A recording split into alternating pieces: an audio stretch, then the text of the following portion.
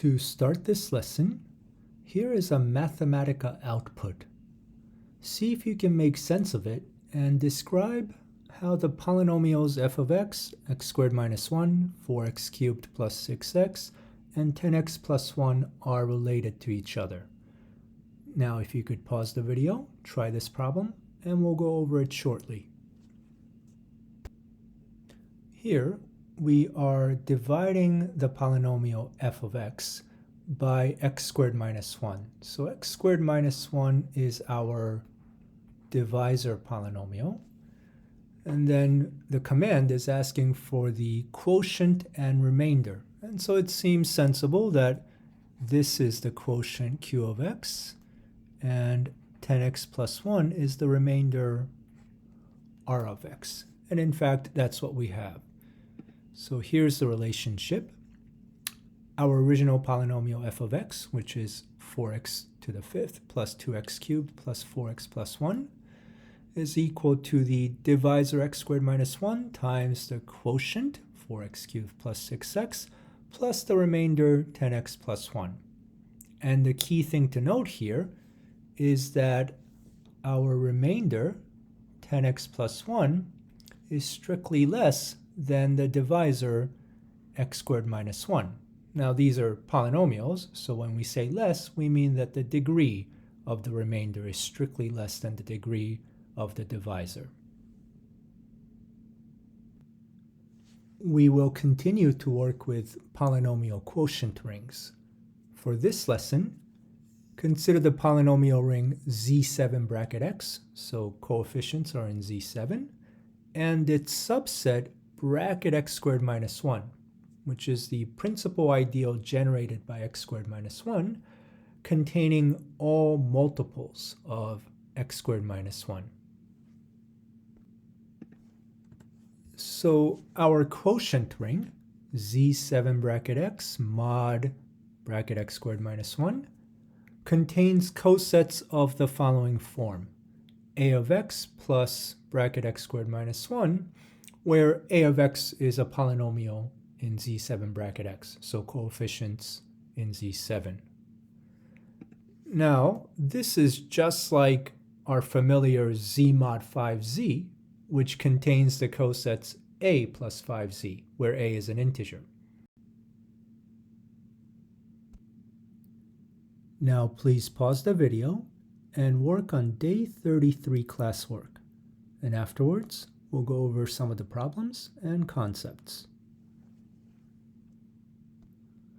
In the classwork, we learned a couple of different ways to reduce cosets in our quotient ring. And for the first approach, let's review problem number 2. So we have the polynomial f of x as shown in Z7 bracket x, and using the division algorithm, we can write it in the following way. So f of x is equal to x squared minus 1 times the quotient 4x cubed plus 6x plus the remainder 3x plus 1. And notice how the remainder 3x plus 1 is less in terms of its degree than the divisor x squared minus 1. We remark that the polynomial f of x does not equal 3x plus 1 in Z7 bracket x. In other words, they're different as polynomials. In the quotient ring, however, their cosets are the same.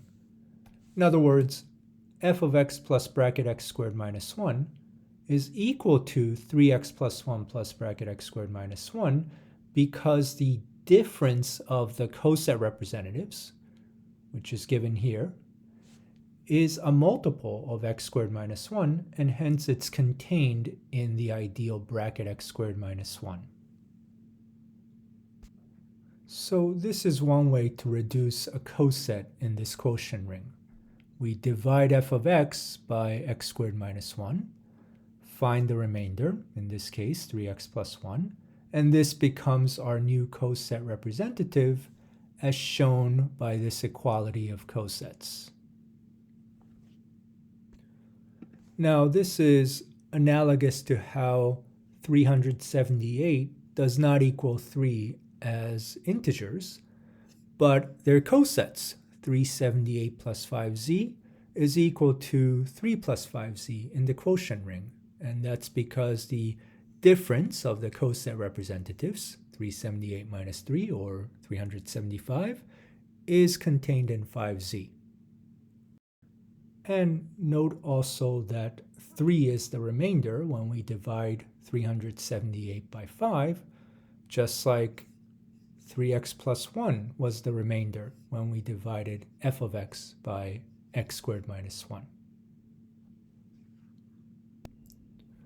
This method for reducing a coset requires us to find a remainder, such as 3x plus 1. Now, this is easy to do with a software like Mathematica, but otherwise we'll have to perform long division, which could be tedious.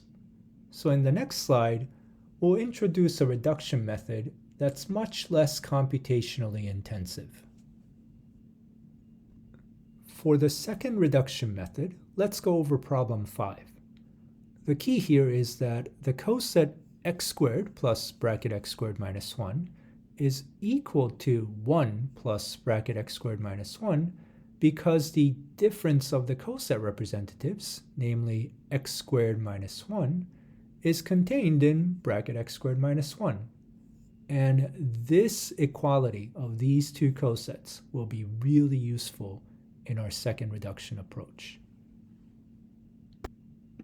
So let's consider the same polynomial, f of x in z7 bracket x as shown, and we'll work with the coset f of x plus bracket x squared minus 1. To reduce this coset, we isolate the term x squared in the coset representative. Here's what we mean. The representative 4x to the 5th plus 2x to the 3rd plus 4x plus 1 can be rewritten as follows. 4 times x squared plus x, note that this product is the same as x to the 5th, plus 2 times x squared times x, and notice how this product here is the same as x to the 3rd, and the rest is the same, plus 4x plus 1. So we didn't change anything from the previous step, we just rewrote it to bring x squared to the forefront. Now, why did we just do that? Well, recall that the coset x squared plus bracket x squared minus 1 is equal to 1 plus bracket x squared minus 1. So as coset representatives, x squared and 1 are interchangeable. And therefore, in this coset representative, we can replace all the x squareds, this one, and that one, with 1s, like this. And we end up with a much simpler looking coset representative. And now we can simplify this expression. We have 4x plus 2x plus 4x plus 1, which is 10x plus 1, but the coefficients are in z7. And so we obtain the reduced coset, 3x plus 1 plus bracket x squared minus 1, which is what we found in the previous slide as well. So the key to this reduction method is that we treat x squared and 1 to be the same as coset representatives. But please be careful because x squared and 1 are different in z7 bracket x as polynomials. And thus, we can only replace x squared with 1 when they are coset representatives. In other words, when we have plus bracket x squared minus 1 attached to them. Here is further computation in our quotient ring. Let's multiply the coset x plus 1 plus bracket x squared minus 1 with x minus 1 plus bracket x squared minus 1. But first, I'll remark that neither of these cosets is the zero coset, because the representatives x plus 1 and x minus 1, those are not multiples of x squared minus 1. Now, by multiplying the coset representatives, we obtain x plus 1 times x minus 1 plus bracket x squared minus 1. But x plus 1 times x minus 1 is precisely x squared minus 1. So we have that plus bracket x squared minus 1.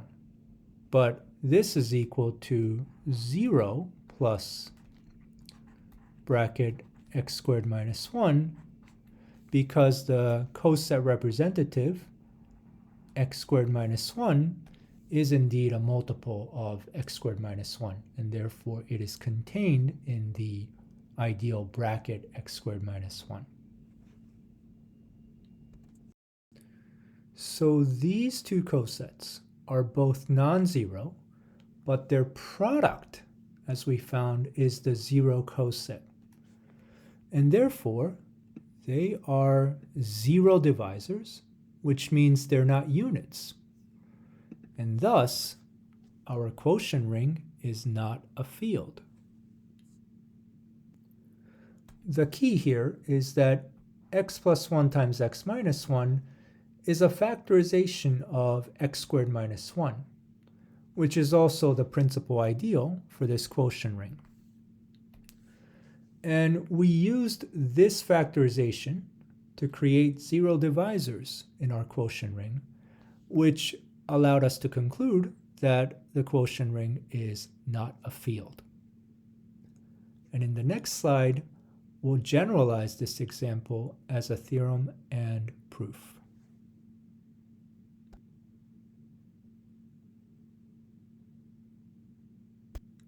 Here's the theorem. Let f be a field and fix the polynomial g of x in f bracket x. If g of x is factorable, then the quotient ring is not a field. And as a reminder, here's our example. It's z7 bracket x mod bracket x squared minus 1, where x squared minus 1 is factorable. So as usual, let's identify the hypothesis and the conclusion. And that already gives us the first line of the proof, assume that g of x is factorable, and the last line of the proof. Therefore, the quotient ring is not a field. As we did with our example, the plan is to use the factorization of g of x to create zero divisors in the quotient ring. So let's start by writing down the factorization. The next line of the proof is then g of x is equal to p of x times q of x, where p of x and q of x are polynomials, with degrees both less than the degree of g of x. In other words, both p of x and q of x are smaller than g of x, and therefore we have a legitimate factorization right here. Then we'll use the factors p of x and q of x as coset representatives. So let's multiply the cosets. P of x plus bracket g of x times q of x plus bracket g of x.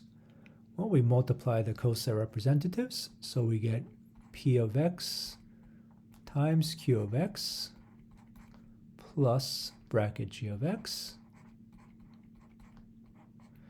But p of x times q of x is precisely g of x. So we have g of x plus bracket g of x.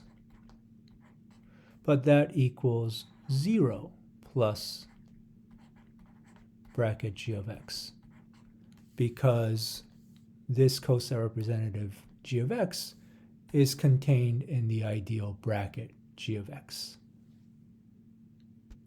So these cosets multiply together to the zero coset, but we also have to verify that these don't equal the zero coset themselves. in order to say that they're both zero divisors. And that's the next step of the proof. Since the degrees of p of x and q of x are both less than the degree of g of x, which was ensured by the legitimate factorization of g of x, we can say that neither p of x nor q of x is a multiple of g of x, and therefore their cosets are not equal to the zero coset. And therefore, the two cosets p of x plus bracket g of x and q of x plus bracket g of x, they are zero divisors in our quotient ring, and hence they are not units. And thus we can conclude that our quotient ring is not a field. And that's the end of our proof, and also the end of this lesson. So I will see you next time.